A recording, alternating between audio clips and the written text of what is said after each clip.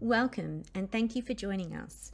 We are Dr. Janine Arantes and Dr. Amanda Muscat, co-leaders of the Teaching with Responsible AI Network. Today we will consider Gen AI and assessment, and note that rather than offering concrete solutions, we invite critical reflection, recognising that this is an evolving space. We acknowledge the Wurundjeri people of the Kulin Nation, the traditional custodians of the unceded land on which we live and work.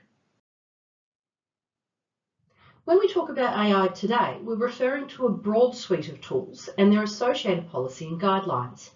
AI at the moment is used as a term to represent various analytics and algorithms, whether generative, predictive, or automated systems. Generative AI creates new content from existing data, but it's not human thinking. As such, as a teacher, we can shape human thinking through clear communication about how, why, and when Gen AI use benefits or disadvantages learning. So, as we explore assessment in education, we do so with the understanding that when we talk about AI or Gen AI or emergent technologies, we are talking about the shifting ecosystem in education, not a single technology or tool, but rather a web of interlinked tools and the associated policies and practices that are shaping assessment in education.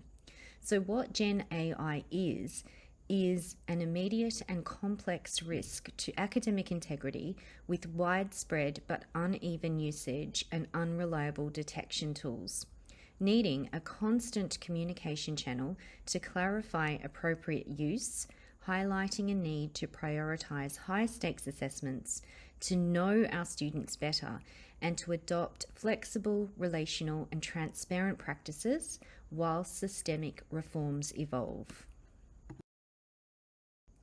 And we are best to think this way, because if we think of AI like a calculator, it is reduced to being a tool. And there are lots of tools out there, and those tools will continue to keep evolving, and so will the evidence about these tools, with the publications investigating and interrogating these tools taking an exponential growth. This presentation does not claim to offer definitive answers or recommend specific tools or assessments, but instead draws on existing research to highlight current challenges, such as a recent study by SCARF where 94% of AI-generated papers went undetected and on average outperformed real student submissions by half a grade classification, underscoring the complexity we face in a world where AI is already widely and globally used. When we ask what AI is and isn't, the answer depends on our role. Are we the student, the teacher, the administrator, our resources and our purpose?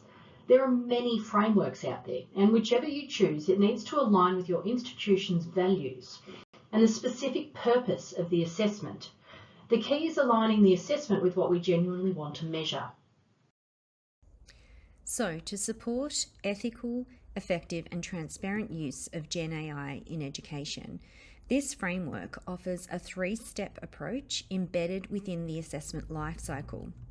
Rather than banning or ignoring AI, this model scaffolds students' AI literacy, supports academic integrity and promotes engagement. The framework consists of a three-step approach. Number 1, clear instructions. Establish expectations for AI use. 2, scaffolded engagement. Build AI use into the assessment process. And 3, feedback loop. Create safe opportunities to guide improvement. Step 1. Clear instructions are essential to support student AI literacy because they provide transparency around when and how AI tools can be ethically and effectively used in assessments. Without guidance, students may misuse AI unintentionally, using it where it's not allowed, relying on it too heavily, or failing to cite its contributions. And this can lead to academic integrity breaches or missed learning opportunities. Clear, consistent expectations help students understand the boundaries between legitimate support, such as idea generation or editing prompts, and misconduct, such as submitting AI written work as their own. They also foster trust, skill development, and responsible engagement with AI in learning contexts. Clear and timely communication with staff, students, administration, learning support, and student services is essential for creating a cohesive and inclusive learning environment. Before an assessment, proactive communication ensures everyone understands the expectations, the support systems, and responsibilities involved. It allows for early identification of potential barriers, facilitates reasonable adjustments, and aligns teaching and administrative teams on key deadlines and processes. That way, we can foster transparency, attempt to reduce anxiety, but also support students to clarify expectations of use. For the purpose of this next section, we will focus specifically on strategies for communicating with these groups before the assessment takes place to promote clarity, equity, and student success. We've probably all heard of AI declarations, which are where student statements submitted with assessments that explain how, if at all, Gen AI was used, addressing prompts like tools that were used and for what purpose and how it influenced their work. Now, this approach builds transparency and ethical reasoning and accountability, but it can still face challenges because students may confuse support with substitution. Declarations risk becoming performative, and all staff, including new and sessional staff, need to understand what AI can and cannot be, what can be used, so that they can interpret the declarations. We could consider the AI assessment scale. It's a 6-level framework that categorises AI use in assessments from no AI allowed to full AI integration. You might have procedural literacy, learning the conditions and evidence required for compliant use, through to critical evaluation, judging AI output for reliability, bias and appropriateness. But it might not work in your classroom if you have a staff knowledge gap or it's too granular for many tasks. Students could also label their AI use as green, where they're confident and they think it's appropriate use. Amber, I'm not too sure, I'm uncertain, or red, it's likely inappropriate. This is designed to promote reflection, metacognitive awareness, and integrity-based judgment. However, it depends on the student's capacity to self-assess accurately, and it lacks external verification. Another example is the AI menu metaphor, a framework that presents AI tools as menu items, where students are empowered to select the right dish or the tool for the right task. The goal is to promote informed choice, not default dependence. But it might not work in your classroom, as students might not know what's on the menu and what's on each dish, i.e. how do they choose the tool. Staff might also need training to guide the students through this metaphor, so it's more like an individual preference. And last, the example that we have here is "Would a teacher do this for me?" test. It provides an ethical shortcut for students. If AI is doing something a teacher would not do for you, it likely violates integrity. So it may work in your classroom if you've got the literacies that have got a clear sense of what a teacher would or wouldn't do, but it may not work in your classroom if the purpose alignment is not there. So understanding that AI should support, not replace learning. AI can now draft rubrics and generate feedback and suggest learning pathways, but faster and dehumanised doesn't always mean better. Using AI isn't about replacing judgment, it's about making assessment more responsive and inclusive and sustainable. A secure assessment gives confidence that students are demonstrating their own learning. Real-time tasks like interviews and presentations offer this, but it's not about replacing everything. It's about carefully choosing where secure formats add value and supporting students to succeed. Bannister et al. Suggest not all assessments are equally vulnerable to Gen AI use or misuse. Essays, take-home exams and unguided reflections are considered high risk, and moderate risks include unscaffolded proposals or unchecked group work. Lower risk tasks are oral presentations, viva voces and place-based assessments. Embedding drafts, peer feedback and process documentation can also reduce risk according to Bannister. Shifting towards authentic, iterative and context-driven tasks also helps to focus assessment on learning, not just output. We are reminded that our pre-service teachers will be working in an environment of what Corbin et al. Referred to as an environment with ubiquitous AI access. As such, they argue assessment validity, or how well an assessment measures what is intended to measure, needs to be built into assessment structures rather than imposed through guidelines or instructions alone. The key is aligning assessment structure with what we genuinely want to measure.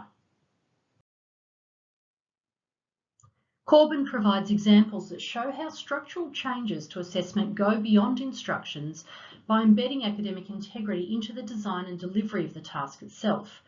And Tai et al. Talks to communicating and designing assessment around notions of inclusivity and access. And Henderson suggests that if Gen AI feedback and teacher feedback appear to serve different needs, we need to remember that they can be complementary but not interchangeable. With this in mind, let's have a look at a couple of examples from Corbin. First, the take-home essay. Rather than telling students to not use AI, Corbin suggests a structural change. Supervise and guide writing by having students co-develop sections in class or monitored settings, making AI misuse impractical. Since students might still use Gen AI at home, we could also require annotated drafts or in-class reflections and clearly communicate when AI is acceptable. Second, the online multiple choice quiz. Can we replace or augment quizzes with interactive oral assessments where students must explain or defend their answers, making AI-generated responses harder to rely on undetected? But you say students could rehearse and bring memorised AI-generated phrases into the supervised environment. Yes, true. What might we couple the quiz with then? Perhaps spontaneous questioning during the writing process. Or perhaps the presentation can be disrupted, so rehearsed responses can then reveal a lack of conceptual understanding. Third, the lab report. Simply reminding students not to fabricate data with AI relies on compliance. A structural change discussed by Corbin embeds integrity by requiring live checkpoints. For example, tutors verify and sign off on lab work in real time, ensuring students conduct the experiments themselves and understand their findings. But we might say students could still collaborate using shared AI outputs or peer edits prior to in-class development. Yes, again, it's true. Perhaps what we need to do then is rotate prompts or scaffold essays from personal in-class experiences to limit the utility of shared content. The framework we've presented today is three-pronged: clear communication, intentional task design, and safe feedback loops focused on AI use.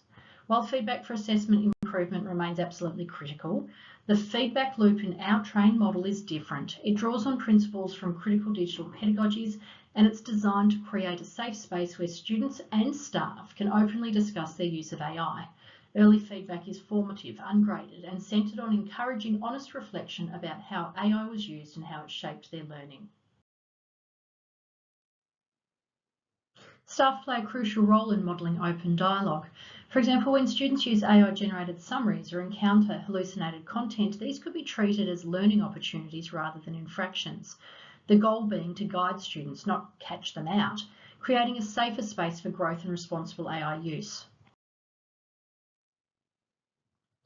While penalties will obviously still be needed at times, most students thrive with clear expectations, structured assessments and supportive spaces. So let's do this for our AI use when we're thinking about assessment. Let's not forget, staff and leaders need those same safe spaces to talk about what went right and wrong too. So with that, we'll come to a close. Thank you so much for joining us. As initial teacher educators, we sit at the very heart of shaping what assessment can become, not just for our students, but for the profession itself. And your presence here today reflects the care and the curiosity and the critical thinking that our sector needs more than ever. We wish you all the strength and the clarity and the inspiration as you lead the way forward in preparing the next generation of educators. Thank you again.